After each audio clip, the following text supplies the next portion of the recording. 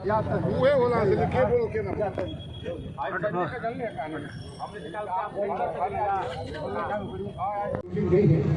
महेंद्र छात्र संघ राजनीति की नर्सरी होता है।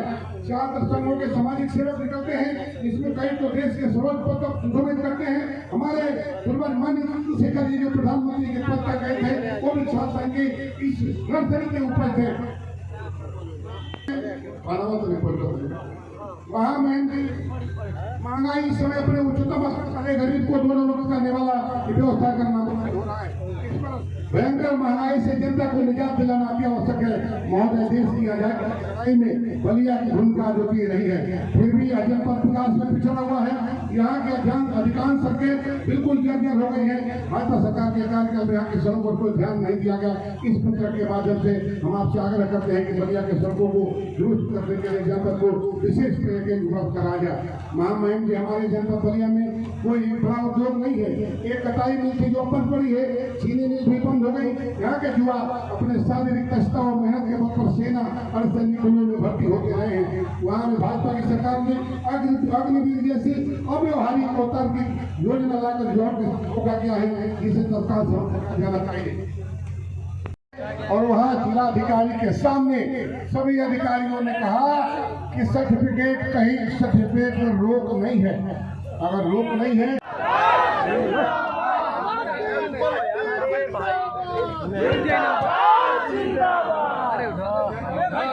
बेरोजगारी, भ्रष्टाचार, महंगाई, अत्याचार, जुल्म सितम, जाति देखकर फैसले लेना, लोगों से झूठ बोलना, धोखा देना, निरंकुश प्रशासन, इन सबके खिलाफ इस क्रांतिकारी धरती बलिया से जिसका अपना एक इतिहास रहा है, आज संघर्ष की आगाज समाजवादी पार्टी की।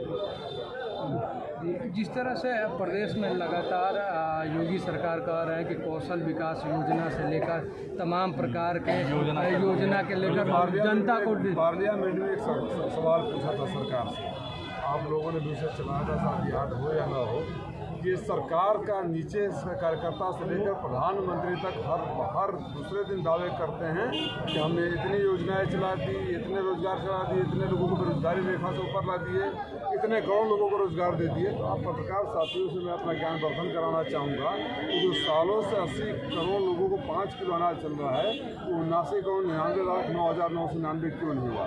दोनों में से एक ही तो सच हो सकता है। और जोगी जी की बात कर रहे हैं, तब इजराइल से रिपोर्ट आई है कि जो 10,000 बच्चों को इन्होंने धोखे से भेजा था इजराइल में, वहाँ झाड़ू पोछा करवा रहे हैं और बुलेट खा रहे हैं।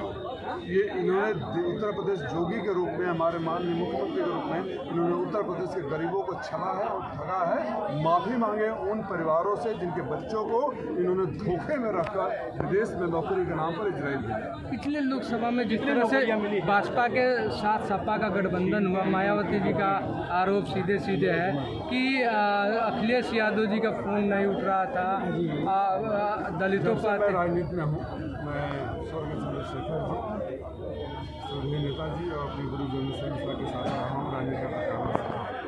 वर्तमान राजनीतिक परिवेश में आदरणीय अखिलेश यादव जी जैसा संस्कारी, शालीन और सम्मान देने वाला नेता किसी और को नहीं देखा है। इसलिए ये सब बातें कहना अपने कार्यकर्ताओं से छूटे। मंगेश यादव को जिस तरह से समाजवादी पार्टी कह रही है कि फर्जी इनकाउंटर है, लेकिन यूपी पुलिस ने अब वीडियो जारी किया है कि मंगेश यादव उस दिन घर पर नहीं था, गैंग में शामिल था। तो क्या कहना चाहेंगे? जो कातिल है वही गवाह भी है और वही जज भी है, इस पर आश्चर्य कैसा? हम तो फिर भी पूछ रहे हैं, उसी जो मुख्य जो आरोपी है उसके ऊपर गोली क्यों नहीं चली? जो लिस्ट जारी है, हम शुरू से बोल रहे हैं कि आप 100 का जो लिस्ट जारी करिए, उनके हिसाब से क्यों नहीं चलती है? गोली पूछ कर चलती है।